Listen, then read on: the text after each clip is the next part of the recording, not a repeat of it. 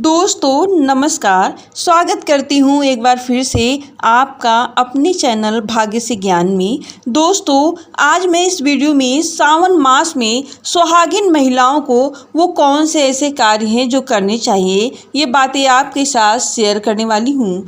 दोस्तों सावन का महीना गंगा की तरह पवित्र महीना होता है। सावन का पवित्र मास भगवान भोलेनाथ और माता पार्वती को समर्पित है।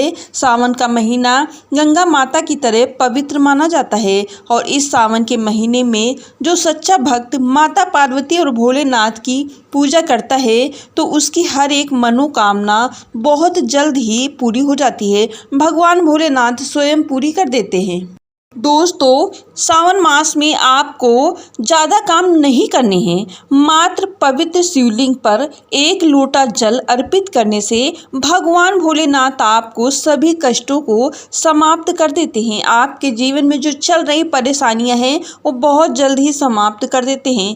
दोस्तों शिव पुराण में लिखा है कि घर में कोई भी एक सदस्य अगर भोले बाबा को गंगा जल मिलाकर तांबे के लोटे में जल मिला के थोड़ा सा गंगा जल को डालकर भगवान भोलेनाथ को समर्पित करते हैं, यानी कि भगवान भोलेनाथ को चढ़ा देते हैं, तो भगवान भोलेनाथ उसको माला माल कर देते हैं। क्योंकि सावन के महीने में भगवान शिव अपने भक्तों पर दया दृष्टि बरसाते हैं और कृपा करते हैं और अपने भक्तों के घर में सदा के लिए निवास कर जाते हैं। तो अगर घर की कोई भी महिला 1 लोटा जल भगवान शिव को समर्पित कर देती है तो उस पूरे घर के जितने भी कष्ट होते हैं सारे समाप्त हो जाते हैं। दोस्तों भोले बाबा भाव के भूखे हैं, वो आपसे कुछ नहीं मांगते। सच्चे हृदय से जल समर्पित करने से भगवान भोलेनाथ प्रसन्न हो जाते हैं। दोस्तों अगर आपके माता पिता नहीं हैं तो भगवान भोलेनाथ को पिता और माता पार्वती को माता बना लें। आपका जीवन धन्य हो जाएगा और वो आपकी हर इच्छा को पूरी करेंगे क्योंकि शिव जगत पिता हैं। दोस्तों अगर शिव का प्यार पाना चाहते हैं तो कमेंट सेक्शन में ओम नमः शिवाय जरूर लिखिएगा और भगवान शिव के लिए एक लाइक तो बनता ही है और चैनल को अभी तक सब्सक्राइब नहीं किया है तो तुरंत कर लीजिएगा और बेल आइकन को भी प्रेस कर दीजिएगा ताकि जब भी हम कोई वीडियो आपके लिए अपलोड करें तो आप तक पहुंच सके। दोस्तों माता मंगला गौरी का व्रत हम सावन मास में करते हैं उन्हें प्रसन्न खुश करने के लिए और अपने जीवन में हमेशा सौभाग्य अखंड रहने के लिए। ऐसी इच्छा से सुहागिन स्त्रियां माता मंगला गौरी का व्रत सावन मास में जरूर करती हैं। दोस्तों माता पार्वती की उपासना से आपके जीवन में खुशियां भर जाएंगी और आपका जीवन भी सुख समृद्धि से भर जाएगा और आपके घर में सुख समृद्धि आएगी। पति को लंबी तरक्की और दीर्घायु की प्राप्ति होगी। दोस्तों सावन के महीने में सभी देवी देवता माता पार्वती और शिव भोलेनाथ के शरण में रहते हैं, लेकिन सुहागिन महिलाओं को कुछ ऐसे कार्य हैं जो पति की उन्नति और तरक्की के लिए उन्हें जरूर करने चाहिए। आइए एक एक करके जानते हैं। वीडियो को पूरा जरूर देखिएगा, अवश्य ही लाभ प्राप्त होगा। जैसे पहले सावन मास में सुहागिन महिलाओं को क्या करना चाहिए आइए जानते हैं। दोस्तों नंबर 1 सावन मास में भोलेनाथ की पूजा के साथ साथ माता पार्वती की पूजा भी हर रोज करनी चाहिए। सावन मास भर तो जरूर करनी चाहिए। अगर व्रत नहीं कर सकते हैं तब भी आप माता पार्वती को सावन मास में सिंदूर और लाल फूल आपको जरूर समर्पित करना चाहिए तो आपका अखंड सौभाग्य बना रहता है और माता आपको सदा सुहागन रहने का आशीर्वाद प्रदान करती हैं और हमेशा आपके सुहाग की रक्षा करती हैं। माता को सिंदूर चढ़ाने के बाद अपनी मांग में भी सिंदूर को जरूर लगाना चाहिए। दोस्तों नंबर 2 सावन में स्त्री को बिना मांग भरे शिवजी को जल नहीं चढ़ाना चाहिए। ऐसा करने से घोर पाप लगता है। सावन के महीने में हर सुहागिन महिलाओं को ये जरूर करना चाहिए। ये सावन मास में हरियाली का महीना है, इसलिए इसे प्यार का भी महीना कहा जाता है और ऐसे में हरे रंग का बहुत ही महत्व है। सावन के महीने में बहुत विशेष महत्व है हरे रंग का।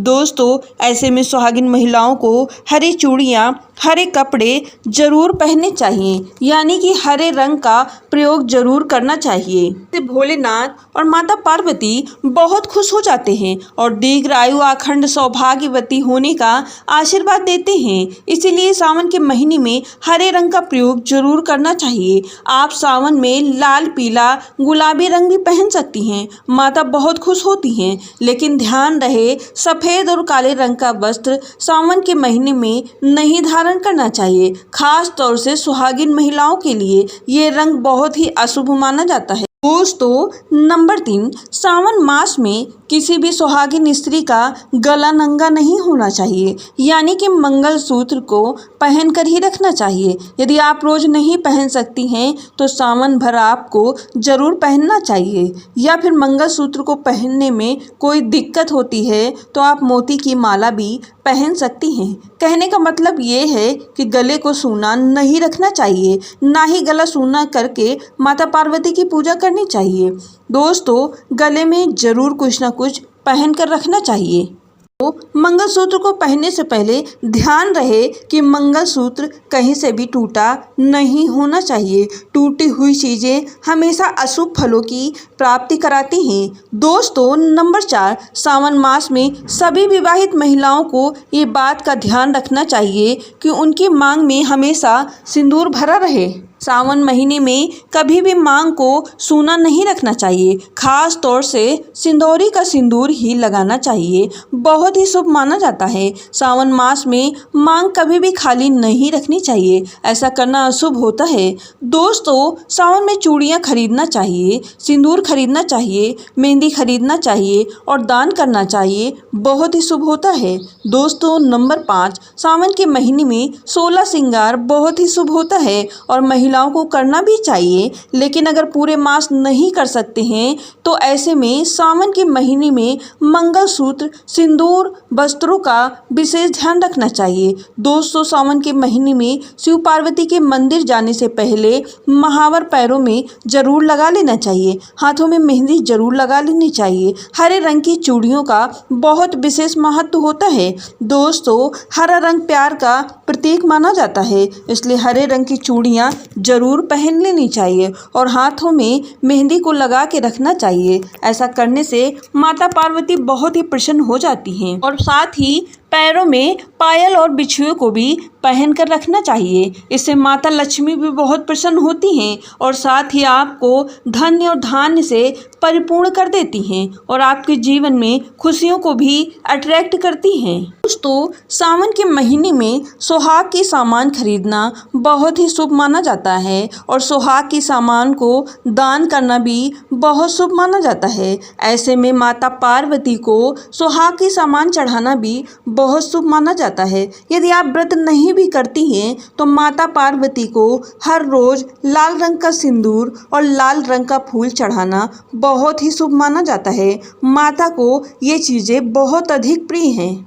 दोस्तों, सुहागन महिलाओं को भोलेनाथ के मंदिर में बिना श्रृंगार किए हुए नहीं जाना चाहिए, यानी कि भोलेनाथ को जो अभिषेक करते हैं वो बिना श्रृंगार के नहीं करना चाहिए। मांग में सिंदूर, गले में मंगलसूत्र, हाथ में चूड़ियाँ, पैर में पायल, पैरों की उंगलियों में बिछिया और हाथ में मेहंदी का होना बहुत ही शुभ माना जाता है। ऐसा करने से माता पार्वती और भोलेनाथ हमेशा के लिए प्रसन्न हो जाते हैं और हमेशा के लिए आपको अखंड सौभाग्यवती रहने का आशीर्वाद प्रदान करते हैं और आपके पति को दीर्घ आयु और तरक्की का मार्ग मिलने लगता है।